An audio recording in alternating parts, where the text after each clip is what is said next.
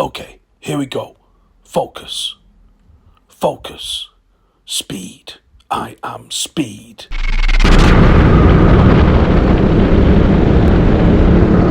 One winner, one loser. I eat losers for breakfast.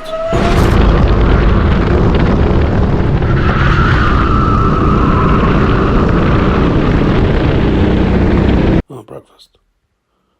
Maybe I should have had breakfast. Becky could be good for me. No. Stay focused. Focused. Speed.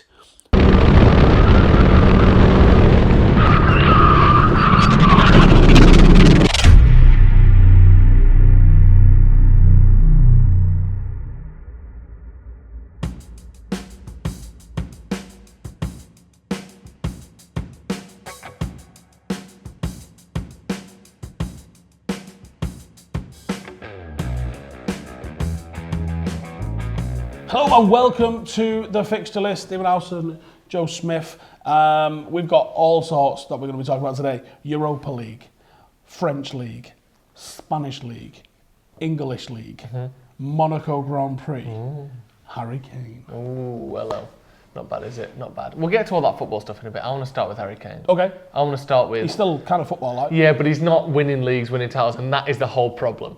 That's why he wants to leave Tottenham. That's why he needs a new challenge. We've seen Romano coming out and talk about it. We've seen Sky Sports come in and talk about it. Didn't Harry Kane himself come out and talk about it? I don't know if he spoke about it publicly. I haven't seen any quotes. Didn't Twitter it out. Anyway, no. Screw this joint, I'm off. Yeah, screw you guys, I'm going home. I think he did a little bit of that. Harry Kane wants to leave Tottenham. He wanted to leave last year, but they managed to make him stay.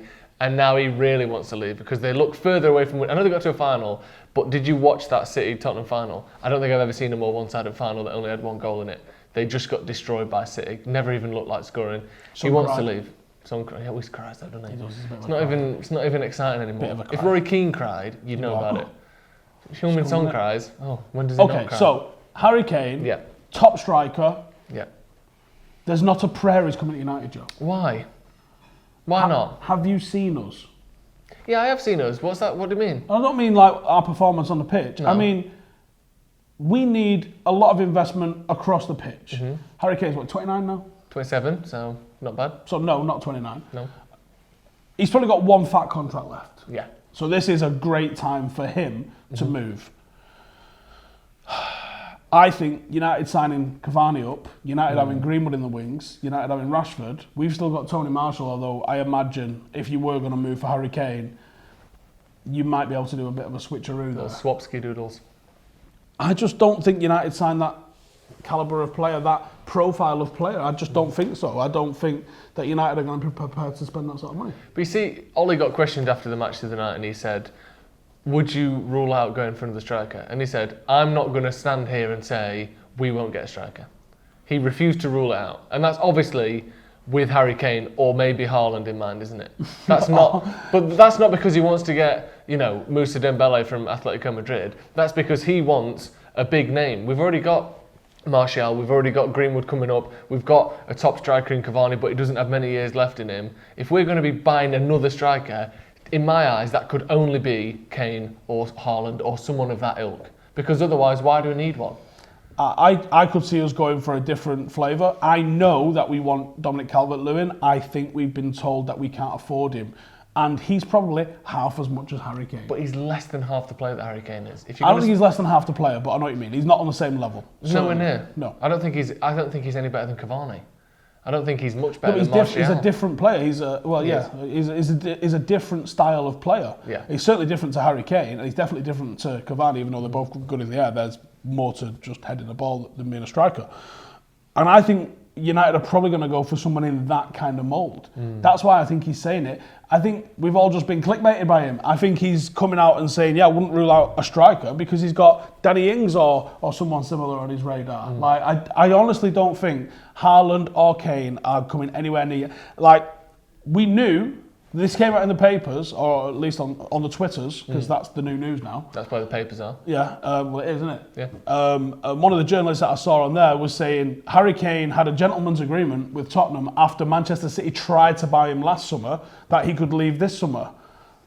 There's your answer for me. 1 + 1 2. But here's the other thing. Man City were meant to be favourites for Haaland. Man City aren't getting Haaland and Kane, because even in their wildest dreams... I don't think they're going to be in for Haaland. Well, yeah, but what I'm saying is, if you believe what the newspaper said about who City are going for, you'd be going, they're getting both of them. And they're getting They won't get Mbappe. both. They won't get both. And they're getting Messi. Do you know what I mean? Like, City are linked with a lot of people. It feels more realistic with other with teams. Aguero going and Harry Kane moving, I just see Harry Kane going to Manchester City all day long. Yeah. And that's a problem. It's a real problem. Because he might shit 40 goals next season. Yeah. Although maybe, I mean, let's be honest, City have played a lot of games, a lot of big games this season with no striker on the pitch. The one problem you could potentially invent for yourself that they might have to make themselves feel better is they might not be quite as defensively good if you take out the likes of Gundogan or whoever that extra midfielder is for a number 9. Maybe they won't have quite as much compactness in that midfield, allowing more goals to be shipped. But otherwise, that is a real problem, like you said. I think we're still getting them. I think we should go for him. Cool, but we're not. You don't know. I don't think we're gonna. You would have said, if you were sat here 4 years ago, you'd have said, we ain't getting Pogba. No chance we're getting Pogba. He'll go somewhere else. He'll go to Madrid. He'll go to PSG. And then we got him. You'd have said, we ain't getting Maguire. He's 80 million. We're not spending that on a centre-back. We did get him.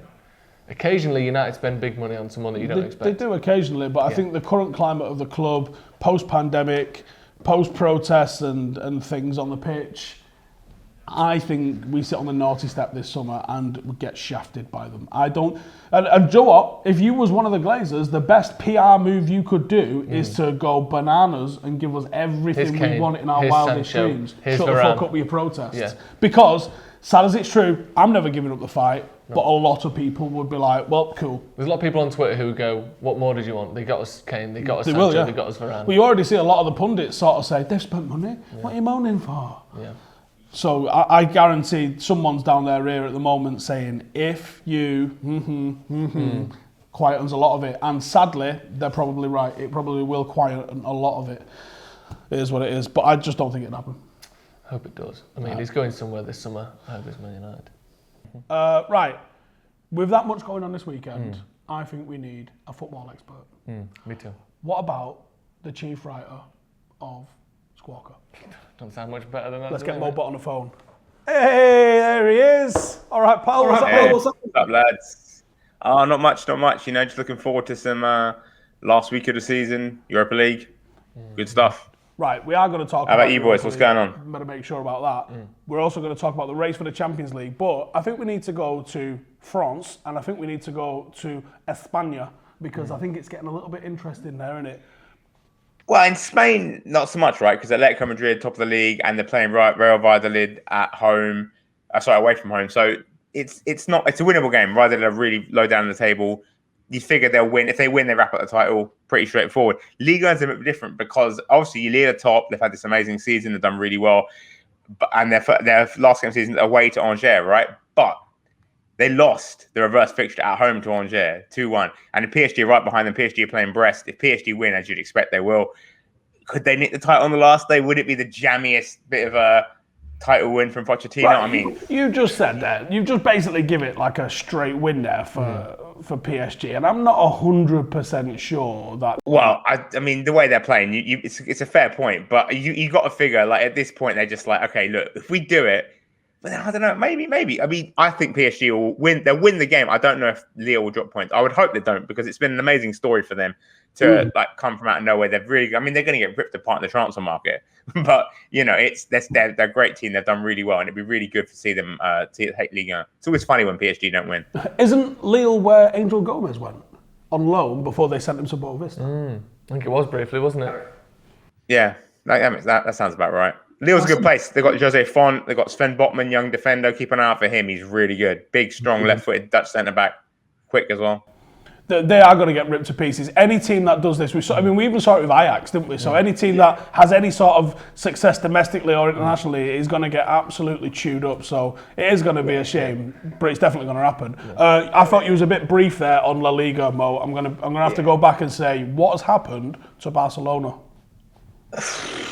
Because they're third and they've got zero chance of winning. When you appoint the ex-Everton manager, right? Like you get what you hate when you point Excuse the me, Barcelona legend. I think you'll find. Thank you. No, look, absolute Barcelona legend, and he's done decently. I have to give him credit because he came in and Barca needed like a whole new fitness routine. They needed galvanizing. They needed some big names shoved out, and Koeman did all that. He did all that very well. He got rid of a lot of deadwood and moved Suarez on, which what had to happen, all that stuff. But he has always had tactical limitations, and that has come up time and time again. He makes very strange substitutions. He reads games completely strangely. Like, there's a lot of criticism of Ole Gunnar Solskjaer, right, for Man United. But if you watch the way Solskjaer reads games, he understands how to make changes that influence games. Koeman can only ever seem to make his team worse with his subs. It's very weird.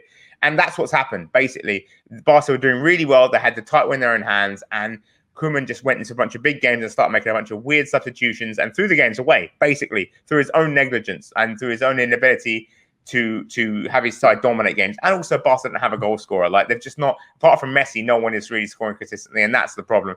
Real Madrid, they're just old, man. They just got old real fast, and they just run out of steam. And they've had a nightmarish injury and COVID situation over there. Like, they've been wrecked by, I think, like, literally every player in their squad has been injured at some point of the season. Like, Liverpool think they have it bad. Liverpool did not. Real Madrid have had it bad with injuries this season. It's been brutal. So Zidane's done really well to even get them this close to the title. They could still win it if Atletico Madrid don't win and Real Madrid do win. But I think Atletico will take the win, I think. You say there about Barcelona not having goal scorers. They could do with that guy from Atletico Madrid. He's done well. What's his name now? Luis Suarez, I think it is. He's been pretty good for them, hasn't he? 20 goals this season. No, he's done really well. But if you look at it, Messi and Suarez needed breaking up, right? They're both 30, like early 30s, mid 30s now. They don't really run that well anymore, not quick anymore. And they needed breaking up. They needed to be surrounded by younger guys. Barca needed a mobile goal scorer, so they needed Griezmann to just be a bit more emphatic in front of goal, right? Or they needed to sign Haaland when they could have done for 20 million quid or whatever it was. And Suarez needed to be surrounded by other young, fast guys who will run for him, like Marcos Llorente, Angel Correa, João Felix, and Yannick Carrasco. And you see in Atletico Madrid, he's sort of slipped this last few weeks. He scored a couple of big goals at the weekend, but he's sort of fallen off a little bit. But these younger, faster guys have carried him forward. And so really, it was good that they sold him. It was good for both of them. But Barca made the mistake of not actually replacing him. And it's like, as we've seen before, many, many clubs, when you sell a great goal scorer and don't replace them, bad things tend to happen. Atletico Madrid's recruitment is absolutely sensational. The reason Atletico and Dortmund and that even compete on a top level is just because their recruitment is absolutely ninja. I mean, yes, they've got Moussa Dembele from Lyon, like just sitting on the bench. Like if they can get him settled, I mean, he's a great goal scorer. So, they've brought players in. They moved Yannick Carrasco out, went into China when he wasn't playing well. He sort of matured in China. Then they didn't hesitate to bring him back. There was no shame in it. We sold him already. They brought him back, and he's been amazing. They've done really well. They've signed intelligently. They've sold They've sold some players they didn't want to sell, like Theo Hernandez, Lucas Hernandez, but they're just a really well-run club. And I mean, look, they're going to deserve to win La Liga. Fair play to them. They've been the best team in the league this year. So. Domestically then, race for the top four. I thought this was home and hose. I thought Liverpool had no chance. They've snuck up, haven't they? Look at them. It's our fault as well. That's the worst thing. We lost it. If we'd have beaten them, they would have been out of the top four. Even a draw might have done it. Yeah, it's a lot of teams' fault basically. But Liverpool are good, right? I mean, talent-wise, they've got great players. They had a stinker of a season, but just Leicester and Chelsea. It's Leicester fell off right at the last end of the season. They drew with Southampton. They lost at home, so, and then the 4 games in 8 days killed United, right? Like, they lost to Leicester because they had to rotate the team. They lost to Liverpool because it was their 4th game in 8 days. And I know Solskjaer made big changes, but even if you want to say it's the 3rd game in 8 days, that's still brutal. And a couple of individual mistakes. No Maguire. Maguire plays the game. United probably win it. It's just different levels, really. It's one of those things. But Liverpool have done well to fight back, to stay healthy. Trent Alexander-Arnold coming back into form has been huge for them. It's going to make Southgate's decision look even weirder. I mean, Liverpool, right? They're on 63 points. Leicester on 66. Chelsea on 67. Liverpool have got 2 games in hand. So they're playing Burnley away and they're playing Palace at home. Now, on paper, Liverpool fans are sweating it like, oh my God, we always struggling against Burnley and Palace, Istanbul. They've beaten Palace last 8 times they played them. The last 2 games they played Palace, they won by a cumulative score of 11-0 in the last 2 games. They're going to win that game. They're going to walk that game. They've drawn their last 2. They've not won in 2 games against Burnley, but those are both at Anfield. And Burnley have won at home game this season since January. It's 10 straight games. So that, I would imagine they're going to win that as well. If Chelsea have got Villa away, it's not the easiest game, but it's not the hardest game. Tuchel seemed pretty mad after they beat Leicester. So I wouldn't bet against Chelsea either. Leicester have got Spurs at home. Even if they win that, but I'm not even sure they will win that. I think Liverpool they've given Liverpool the edge with the goal difference they'll rack up against Palace. It's going to be Chelsea and Liverpool, which is kind of boring. Maybe for Leicester's long-term health, it's not that bad. I don't think their squad is ready. What about, though, Roy Hodgson's last ever game in charge of a football team? They just lost Eze to injury, isn't it? So he's not going to be there, and they're not playing well, and they're not playing well against Liverpool. It would be great if they could. It would be hilarious, good old Roy was out. Yeah, it would be amazing, but I don't think it's going to happen. I think Liverpool will have far too much for them. And the thing is, Liverpool smell blood now, right? Like they almost threw it away against West Brom. Their goalie scores a last-minute winner. When that happens, you're gonna go through, right? That's like fate. You know what I mean? Like that's like you're not gonna fail now after this guy's just bailed you out with a goalkeeper scores a 95th minute winning header. Like it's Roy of the Rovers stuff now. They've got it in the bag. Leicester looked completely shot against Chelsea as well the other day, and they've been poor for a little bit now as well, haven't they? They gave it all into for the FA Cup, and I think ultimately, as much as it is, Leicester did throw away the fourth place. They've won the FA Cup. What do they care about fourth place? They're gonna, their fans will remember that FA Cup win forever. It's trophies over fourth place, man. It's always, every time. But they can have both with one little win. They can. But their squad is so thin, man. Their squad is so thin, and Vardy's just fallen off completely, and it's like all on Iheanacho, and then Maddison's not fit. They lost Harvey Barnes. Their squad isn't big enough they can absorb those hits. You know what I mean? Like they need Harvey Barnes, man. You can see against Chelsea. Chelsea sat behind the ball, and they just couldn't break them down because they had no one who can dribble the ball, which is what Harvey Barnes does. And they missed Vardy, the old Vardy. The one that can actually hurt opponents really with his pace. So their squad is too thin. I think a Europa League campaign is probably better for them, to be honest with you. As much as they would like to get Champions League football, I think a good long run to the semis or the final of the Europa League is possible. They've got the talent to do it. I think it's easier for their squad. I don't think they could manage a Champions League and a League campaign. If they played Champions League and League, they'd probably suffer really heavily in the League and finish like 8th or something. Europa League. It's just harder. You know the rules. It's harder. Why is it harder? Because we can't spell who we're playing. Yeah, but it's got that old European feel, especially because there'll be fans in the stadiums again next season, hopefully. So maybe you'll get some proper classic away games for Leicester. I think a Europa League, look, it would have been nice romantically if they could have made the top four. But I think long-term, for their long-term health of the team, I think Europa League actually is probably better for them. It's where they belong. Remember, they didn't even beat Slavia Prague this year. So, I think a run against the sort of teams United played against, like AC Milan, Roma, even Villarreal, Leicester could beat those teams and still have some good away trips to some of the best stadiums in Europe as well. So it might work out for them, like you said.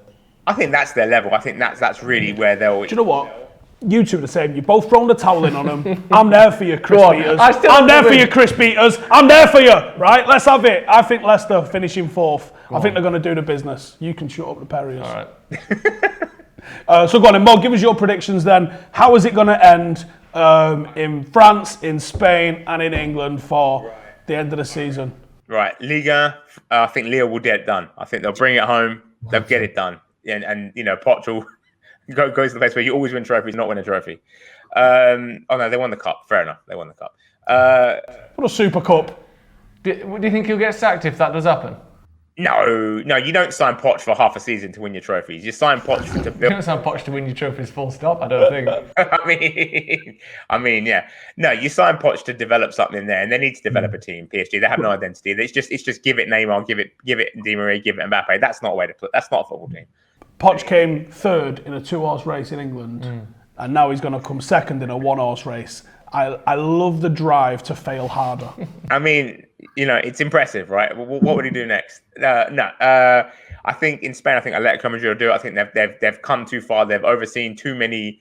Like when they went 1-0 down at the weekend, they were thinking, "Oh, they've thrown it away here." They came back and they won that game. I think that they'll do it. They'll pull out the bag. They need one more win. That's it. Top four, I think Chelsea third, Liverpool fourth. As unadventurous and uninspiring as that is. United will probably limp over. They'll probably lose it, but they've got the Europa League final to look forward to. So I think you look at that, I think United probably will fancy the chances there, really. How have we got the craziest season that we've ever had? City won this thing in about 2nd of January, right? How have we still got like a crescendo end to the season when everyone's been relegated and we know who's won the league and there's still a mad crazy end to the season? I love that. That's the beauty of the top 4 race, and that's why the Super League was such a dumb idea, because you lose these sorts of things. This is the magic of like getting into the Champions League is still a massive deal, isn't it? And it's like, it creates drama even when, like you said, titles sewn up. Titles been sewn up for a while. Relegation's sewn up. As morbid as it is to get excited about relegation fights. But what the drama of the top 4 of even the European places like West Ham and that still fighting for Europa League spots, that's part of football, and that's so huge, and it's going to make for a really good final day, I think. Chelsea and Leicester, I think those games will be in the balance. I think Liverpool will steamroll. Liverpool will get in there early, but I think Chelsea and Leicester will be in the balance because those games are not straightforward, really. Absolute scenes on the last day. Now, this is the last fixture list. Not of the season. Relax. We've got another 10 of these after this one. This is the last fixture list before United go and compete for the Europa League Championship of the World. Are we going to win it, Mo? Yes. I mean, it was a very, very emphatic yes before Harry Maguire got injured. It was like, okay, not steamrolling them. They're a good team, but this is United going to win this, right? Like we did to Roma, where you just go in and put in a professional performance. Yeah, but without Maguire, it's a lot more of a question mark because as you've seen, he's not played his last 2 Premier League games, and United have been rubbish in all 3, basically defensively, like wide open Kane's of space. And Axel is probably a better choice than Bailly, but Axel doesn't cover for Lindelof the way that Maguire could cover for Lindelof, and United can't play high up with Axel and Lindelof. Then what United need to do is, the only time they've looked good without Maguire this season was, even Granada when he didn't play in that game, Granada should have scored at least 1 goal at Old Trafford, probably more. The only time United looked good this season without Maguire was when they played PSG in Paris, and that was a rear guard. And to me, that's almost what Solskjaer has to do in the final. I know Villarreal are hardly PSG, but Lindelof is good in a rear guard. So is Axel, right? I don't think they're very good playing further forward, especially without Maguire. And I think you've got Villarreal, you've got Samu Chukwueze, who is rapid, lightning quick, very intelligent dribbler. You've got Gerard Moreno, who moves into channels brilliantly, has got 29 goals in 44 games this season. I think United had the firepower to beat Villarreal, don't get me wrong. But if I was Solskjaer, I would put it back, defend a little bit more, deeper, cut off some space, and then hit him on a break. Because look, with Cavani, Bruno, Rashford, Mason, Pogba, there's too much quality in attack, I think, for Villarreal to live with. Too much quality that works well together, that is in good form. Cavani's outrageous right now. Good Lord, that goal yesterday. Whew. And Bruno is playing brilliantly. Pogba's looking good again. Rashford's not fully fit, but Mason's looking sharp. So there's so much quality in attack. United should be able to overwhelm Villarreal in defence, but just got to keep the back door shut, and that's what I worry about. So if I was Solskjaer, I'd just play a rear guard, play from the back and counter-attack. Like United used to do against Arsenal back in the day. Just play one of those games. Solid defence, hit him on the break, score 2-3 goals, job's done. What a week we've got coming up. Amazing. Amazing stuff. Listen, Mo, always a pleasure to speak to you. Thanks for joining us. Lads, as always. And if you want to check out more of the action, keep up to date with everything that's going on, make sure to check out Squawka for the final day drama that we're going to have this weekend, and of course for the Europa League final of the World Championships. So make sure to check that one out, and check Mo out on Twitter as well. We'll throw a link in the description for that. Cheers for joining us, pal. We'll see you in the next one. Right, we promised the people something. Some activities. Me versus you. Well, that's not much of a contest, is it, if we're honest? You did win the last one, actually. You did win the only one. The only one we've ever done, you did win. What you're saying is a 100% record? It's hard to say that, but yeah, I guess so, yeah. Well, it's clean slate. Right. Season 2. Yeah. 0-0. 0-0. 0-0. What are we doing? Well, this weekend is the Monaco Grand Prix. Sensational little event. About that, I thought we was going horse racing. No, we can't go horse racing. Why can't we go horse All the racing? horses have to wear masks and they get too tired. All right, I thought it was because we Googled it and both of us are too heavy to be on a horse. There is that. Maximum weight on a horse, 15 stone. We both, some of us more than others, are above 15 stone. So unless you want a horse with a back like that after we're finished, we're going to have to use the old ground horse. What about a Shire horse? Even they will struggle. Nah. We'd have to have two next to each other like Jean-Claude Van Damme doing splits across them. Okay. But they get annoyed at that. Right. So what are we doing instead? Well, in honour of the Monaco Grand Prix, we are going to be doing a head-to-head Go Karting event. Yes! I'm talking helms, I'm talking garms, I'm talking butts, glove. Petrol. Yeah? That stuff. The smell of tarmac, the smell of Wigan. We're going Go Karting.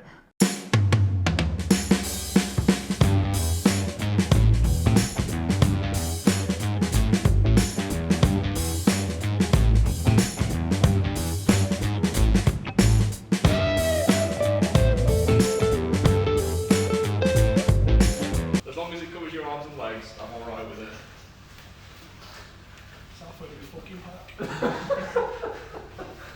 Go on.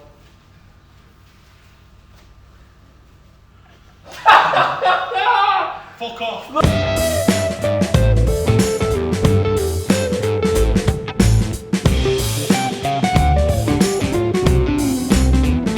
Oh, this is a shit idea, John. No, it's a good idea, this. You think? Yeah, you fit just snugly into your go-kart. I'm excited for you. Well, never mind. Fixture list. 1 versus 1. This is the first one of the series as well, so you want to get off on the right foot. Season 2, Yeah. Steve versus Joe. Yeah. I've got the trophy from the first season. Well, it was only one event. A 100% record, I think you'll find it was. Right. Season 2. I need redemption. It's as simple as that. I need redemption. The Monaco Grand Prix is coming up. I'm going to be Lewis Hamilton. Who you being? Actually, no. Can I be fucking Jenson Button? Can I be Nigel Mansell then? You can be Nigel Mansell. Right, I'll cool. be Jenson Button. Couple of world champs duking it out. I'm excited for Jenson this. Button. He's such Yeah, he won a world championship. Tory Yes, it was the most mummy's one-sided boy. world championship of all time, and he won Ugh. every race because he had the best car by a mile. But he still won one. Did he win every race? He didn't win every race, no, but he won a lot of them. We're going to smash this, Steve. Are you excited? No. These go 70 miles an hour, you know. 70 mile an hour. 70 miles an hour. I ain't even got a seatbelt. No, Not even a lap belt. don't need a seatbelt. Clearly. All you need is G-force to slam you back into that seat. Right. Season 2, Fixture list, Steve versus Joe. We've done it! Get it. Event number 1. Get your predictions in the comments. I think weight's a factor. Yeah, but also height. Bastard. Think how high my drag is. I'm like towing a giraffe round. Right, let's do it. Let's go.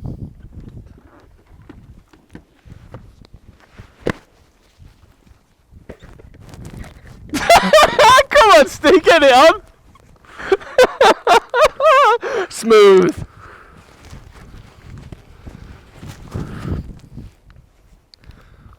What happened? Excuse me, can you start our engines, please?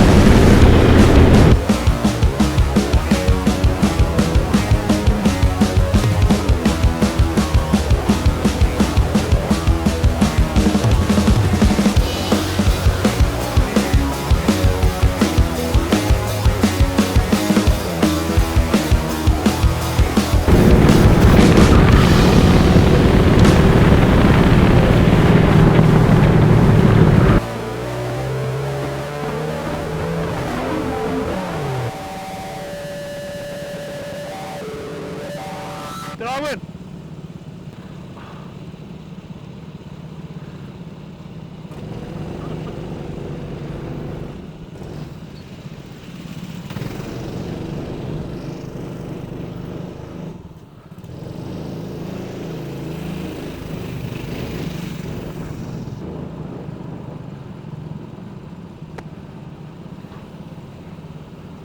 My fastest, Joe, then was 54.351. Yeah, my fastest was 53.191, which means, Stephen, unequivocally, that the winner of challenge number 1 is, not only have I not had some sort of advanced army driving lessons, I ain't even got a fucking driving licence, mate.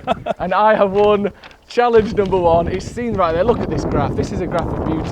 They printed this out and they said, it is actual Jensen Button that's done this graph. And then yours, they said, you know, someone just shit. That's what they said. This is a shit graph. No, you're going to rip it up? No, I'm not. And I'm going to frame this? Shake me out. Oh.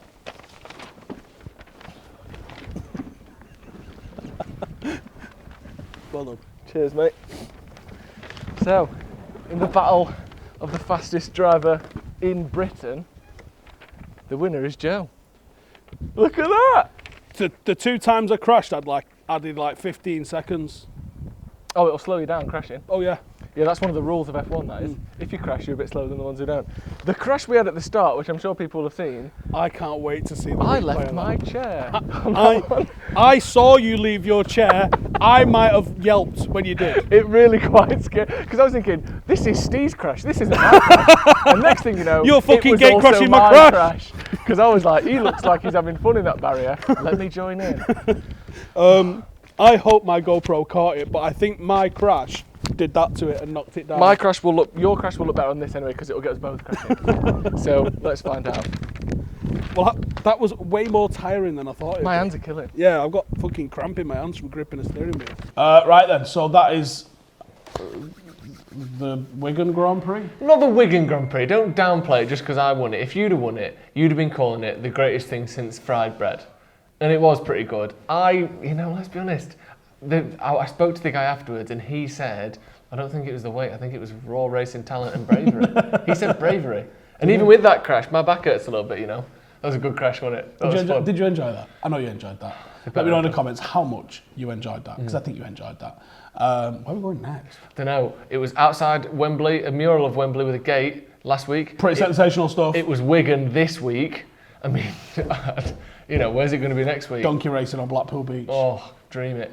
Dream it. Right, the reason that we went Yeah. to Wigan, because it's got a pier. I like Monaco. Does Monaco have a pier? It's by the water. Got to be, It's got to have some, Yes. some sort of jetty at least. Yep. It is the Monaco Grand Prix, and much like Wigan, well, it's got a casino, I think. Wigan's got a casino. I think it's a Genting. Yeah. Not Monte Carlo. No. But, you couldn't really film a James Bond in Wigan, could you? It's got a Mecca Bingo, which... Can you imagine Bond at a Mecca Bingo? Yeah, I I can could. imagine Bond at a Mecca Bingo. Anyway, Monaco Grand Prix, it is qualifying on the 22nd. The race is on the 23rd this weekend. It was cancelled last year due to that pandemic fella. Hamilton won it in 2019. I'm going to be winning it this year. He's got a 14-point lead over Verstappen as we come into this one. Oddschecker has got him down as the winner, 10-11. Verstappen is 6-4. And then you've got Valtteri Bottas at 9-1. It's basically, they're saying it's one of them two fellas winning it, isn't it? Yeah. Sergio Perez, the Red Bull fella, he's at 9-1 as well. It's going to be a tough one, isn't it? I mean, Monaco Grand Prix, have you ever watched it? Yeah. It's so tight and so narrow. It's one of those, unless there's a big crash, there ain't a lot of overtaking. So the qualifying, first corner. yeah, the qualifying is the one to look out for there, because often it sticks pretty much to that same thing, but it's just loads of millionaires watching. If Hamilton wins, he's going to equal Alain Prost's record of winning 4 on the spin. Yeah. 4 F1 drivers are making their debuts. Mick Schumacher, is he a relation of Michael? It's his son. Wow. Wow. Wonder how he got a start in Formula 1. You wonder, don't you? I wonder if, yeah. You got Yuki Tsunoda, it's going to be his first. Nikita Mazepin and Nicholas Latifi. Did he used to be a UFC fighter? That's a different guy. 40% is going to be used by fans, apparently. Of Capacity, not bad. 40%, pretty good. Higher than you get in sporting events in England, so should be exciting. But aren't they like really strung out all the way It's around, all around like, the streets of Monaco. Principality, Yeah, it's good. You go to Monaco. I've been to Monaco. for a weekend once for work, and there's like some of the roads in Monaco just have really big curbs with like red and white lines on them. Yeah, just you're like, oh, that's where they do the F1 then, isn't it? Like, yeah, we love it. Because there's not a lot else to do in Monaco. No, just it's very small. Do you want to spend money? No. All right, we'll go and look at the F1 track then, because that's the two things you can do there. But yeah, should be good. 40% is pretty good, but it's not surprising, is it? In England, it's like 10%. In there, it's like, oh, you billionaires. We'll push it up to 40%. Not only that, a lot of them are like on their yachts. So that's one of the scenes is that they sit in the bay, don't they, on their yachts and watch it from there. That's a good time. It's a decent view. That's a good time. Yeah. If any billionaires want to bring me and Joe up, Joe will do favours, and we'll both go. I'll do pretty much anything. Yeah. Things I'll do with a champagne bottle for a ticket to Monaco Grand Prix. Right, that's it for us this week. Let's close that. That was good fun. It was really good fun. My back hurts. Yeah, mine does. It was a bit on the shoulders and the old core, I think. I didn't feel a thing because I was just gliding around. So, 1-0 Joe in Steve versus Joe, season 2. The one that we thought I'd have a disadvantage at. I lost to golf last season and I won at driving. You've got some catching up to do now, Steve. The crash. How long? Because you was breathing down my neck. But how long do you think it would have been before you overtook me? I was trying to overtake you on a slow corner because I know if you did it on a fast corner, you were going to smack into me, and I might have spun out and hurt myself seriously. In the end, I spun out because you spun out. We both crashed, recovered faster. And I recovered faster. You see. That's it, yeah. And then I was pushing, and because I was pushing to catch up, I spun out again. That's how it goes, isn't it? It's all about being the front runner, like Jose Mourinho in the early Jose. That's me. Not some more. Get ahead, stay ahead. Yeah, now I did the Jose Mourinho, spin out early.